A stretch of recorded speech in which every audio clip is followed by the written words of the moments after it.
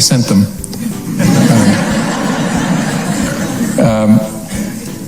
Something I probably wouldn't have done or maybe gotten away with in a more organized investigation, a more organized administration. The FBI wanted to send agents into the White House itself to interview a senior official. You would work through the White House counsel, and there'd be discussions and approvals and who would be there. And I thought, it's early enough, let's just send a couple guys over. It seems almost inconceivable that despite a 90-year history in which it's largely functioned as a rogue agency, an agency that has often broken more laws than it's upheld, no FBI director has ever been criminally indicted until James Comey yesterday. And what has Comey been indicted for? Technically, just a couple of procedural crimes, one count of lying to Congress, one count of obstruction of justice. But let's call things what they really are. Comey is being indicted for doing the same thing FBI directors have pretty much always done, namely, trying to bring down presidents the FBI doesn't like. J. Edgar Hoover ran the FBI and its precursor agency when it was the plain old Bureau of Investigation for a total of 48 years, from 1924 to 1972. Hoover, as you probably already know, was a closeted transvestite homosexual who very much enjoyed cavorting with underage male prostitutes, and he was also a compulsive gambler who regularly owed large sums of money to bookies associated with various organized crime syndicates. The mob had all kinds of dirt on Hoover. They likely could have brought him down at any time of their choosing. But that leverage also made Hoover highly useful to the mob bosses. As long as Hoover remained in place, he could be relied upon to flatly insist that the mob, organized crime, whatever you want to call it, simply doesn't exist, which is a position that he maintained throughout most of his unnaturally long tenure as FBI director. Now, Hoover may have been a pervert and a creep and a rogue and a criminal, but he was also, in his own uniquely twisted way, a patriot and a fervent anti-communist. So throughout his tenure, the FBI maintained his personal priorities by largely focusing on rooting out foreign communist spies and people that he regarded as domestic subversives. Hoover also was not much of a partisan. He didn't really give a damn if you were a Republican or a Democrat, if you were a president or a vice president or a prominent member of Congress or a cabinet secretary. Hoover had a dossier on you. He knew all the skeletons in your closet, and he probably had films and photos and audio recordings of those very same skeletons. And that's how he kept himself untouchable throughout 8 different presidential administrations. Make no mistake, today's FBI is still very much Hoover's FBI. Its headquarters are located at the J. Edgar Hoover building, after all. But the nonpartisanship of the FBI's corruption seems to have ended with James Comey in 2016. What does his indictment mean, and where is this all going? We will dig into that on the other side of the open. It's Friday the 26th of September. This is Curmudgeon's Corner.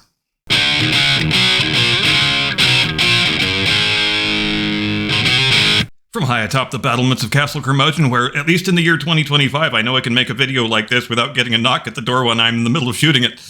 Good afternoon, Mr. and Mrs. America and all ships at sea. Welcome to Curmudgeon's Corner. Let's talk about The Late Show with Steve Colbert.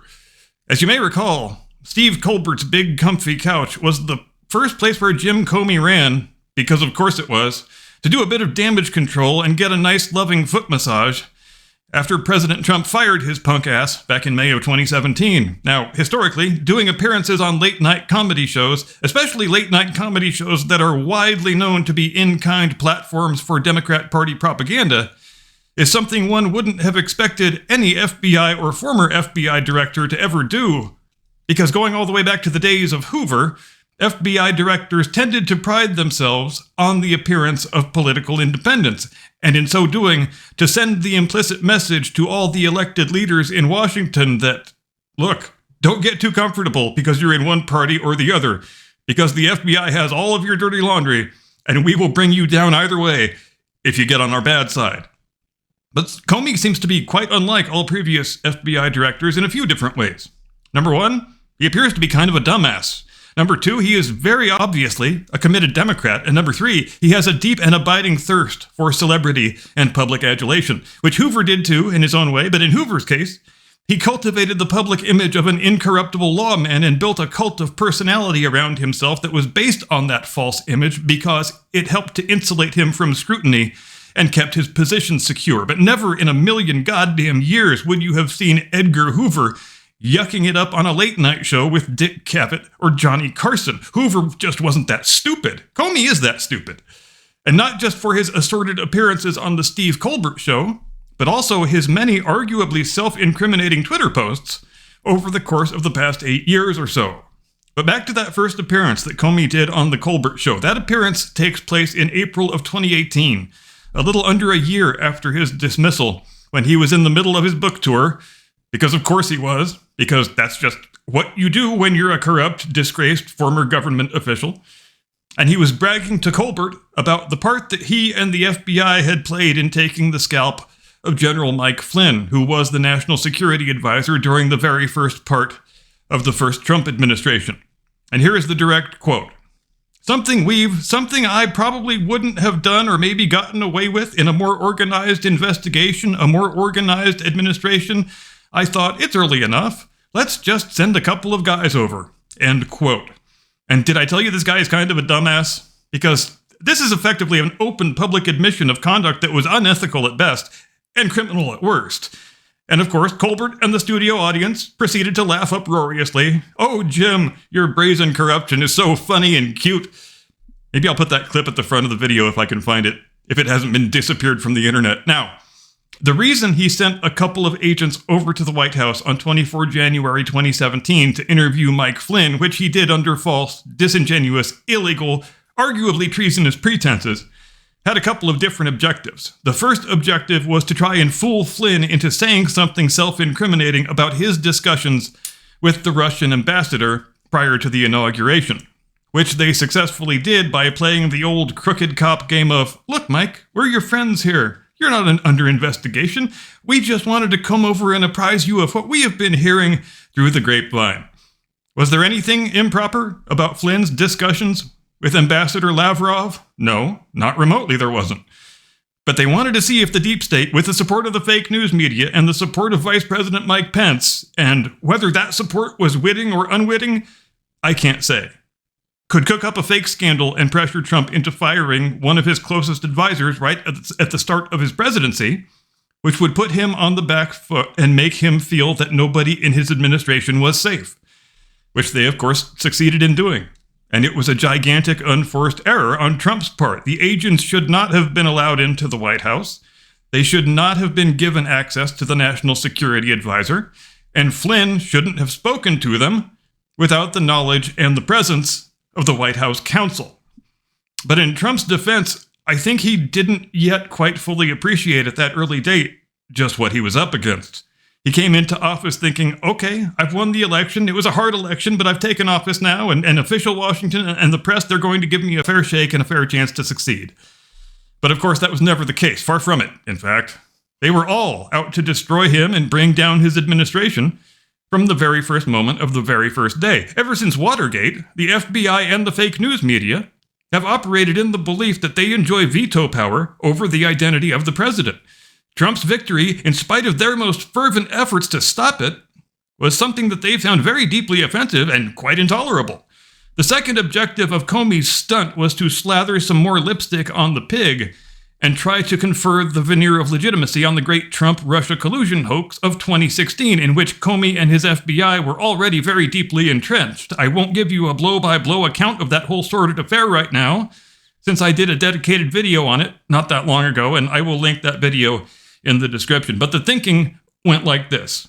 If we can successfully bring down one of Trump's close advisors over something related to Russia, that will make our collusion hoax look like a real thing with a real-world basis, rather than a completely fictional load of bullshit that was dreamed up at the behest of the Hillary Clinton campaign and the Barack Obama White House. And it worked. It worked a treat. It enabled a further 3 years of false allegations and fake impeachments and what have you. It enabled sleazy, unscrupulous assholes like Congressman, now Senator Adam Schiff, to run around saying things like, there is clear evidence of Trump-Russia collusion in plain sight, which he is still saying, and others are still saying, right up to the present day. Many Democrat voters and Democrat operatives who get their information about the world from the fake news media and fake comedy late-night propaganda shows like the Steve Colbert Show, they will go to their graves many decades from now, still firmly believing that Donald Trump was some sort of a Russian intelligence asset, because it is what they want to believe. And the media and the deep state tossed them just enough little chunks of red meat, or vegan soy patties, as the case may be, to make them persist in believing it. Nothing that happens in Jim Comey's trial, no further indictments or convictions that it leads to above Comey's pay grade, will ever shake them from that firm belief, because it is fully ingrained in their psyches at this point. You don't need me to tell you this. You probably have friends or family members or co-workers, maybe all three, who fall under that heading and still regularly traffic in vintage 2017 Trump-Russia horseshit. You remember a few weeks ago when the FBI, which is Kash Patel and Dan Bongino's FBI now, which I guess is some small mercy, you remember when they raided John Bolton's house a few weeks ago, and I said, make no mistake, this investigation is not about John Bolton? I think this Comey indictment, in all likelihood, resulted from evidence that was developed in that raid. And will there be further indictments above Comey's level that may yet materialize? I can't say, but I sure do hope so. Because knowing what we know about the Trump-Russia hoax, Comey was not the mastermind of this thing. He was just a loyal foot soldier who followed the directives that he was given and was dumb enough to go brag about it on television afterward. And does it make me feel better that the FBI is now being run by people I regard as decent and honorable men? A little bit, but not that much.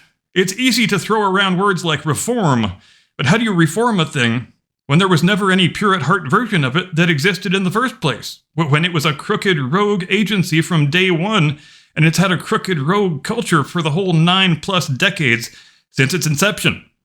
This isn't to say the FBI hasn't done good and valuable work. This isn't to say there aren't FBI agents and personnel who are upstanding law enforcement professionals.